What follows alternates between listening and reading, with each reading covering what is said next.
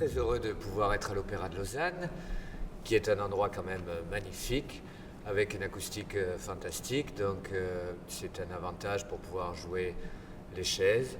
Et puis ça fait quand même plusieurs fois maintenant qu'on vient à l'opéra, on se sent un peu comme à la maison. Donc, et le fait que le théâtre soit très bien proportionné entre la jauge et la salle, ça nous permet d'avoir une relation avec le public, je pense même plus forte que dans notre théâtre à Beaulieu.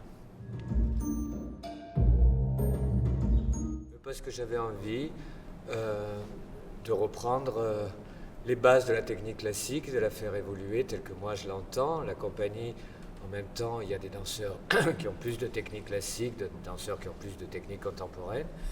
Et je trouvais que les derniers temps, avec le travail que j'ai fait, on était plus branché sur une chose plus contemporaine et que j'utilisais plus assez ces danseuses magnifiques et ces danseurs qui ont une technique classique qu'on voit de moins en moins aujourd'hui et que j'aime beaucoup puisque je suis né dans la technique classique et que Maurice a toujours utilisé malgré tout la technique classique. J'avais envie de la mettre en valeur.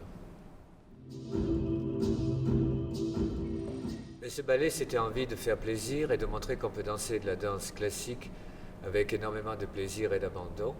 Et pour moi, Patrick Dupont représentait ce plaisir de la danse. Pour lui, le plus important quand il rentrait sur scène, c'était de donner du plaisir au public. Et il était un être assez exceptionnel, à mon avis assez irremplaçable.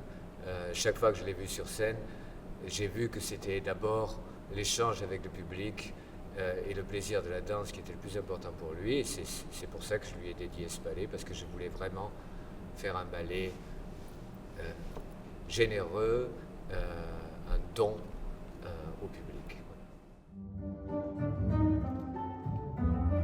John Zorn, je le quitte jamais. Ses musiques sont tellement inspirantes et tellement nourrissantes que je l'écoute souvent et que voilà, pendant cette période-là, j'ai choisi aussi différentes musiques, donc j'ai travaillé un peu comme un puzzle. Et évidemment, chaque fois que je me tourne vers un musicien, je me tourne vers Zorn parce que c'est un de ceux qui me porte, qui m'oblige, qui me pousse en avant. C'est un immense compositeur. Mais ça m'a semblé une évidence à un moment donné. Tu ne peux pas te dire pourquoi, je ne sais pas, les choses arrivent quand elles veulent arriver et comme elles veulent arriver. Ça m'a semblé évident. C'est vrai que je vis, moi, en écoutant Bob Dylan depuis toujours. Ça correspond à ce que j'aime, à ma génération. C'est un être que j'admire. Et quand on admire les gens, on a toujours envie de créer sur leur musique. C'est un exercice d'admiration. C'est pareil avec Zorn, c'est pareil avec tous les grands compositeurs qu'on aime.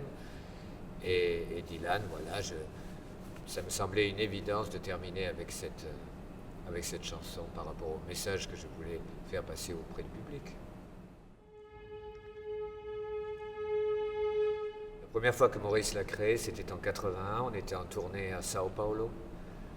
Et c'est la première fois que, moi j'étais rentré en 79, c'est la première fois que j'ai eu un choc comme ça, d'artiste. J'étais rentré pour Maurice chorégraphe, mais je ne l'avais jamais vu sur scène.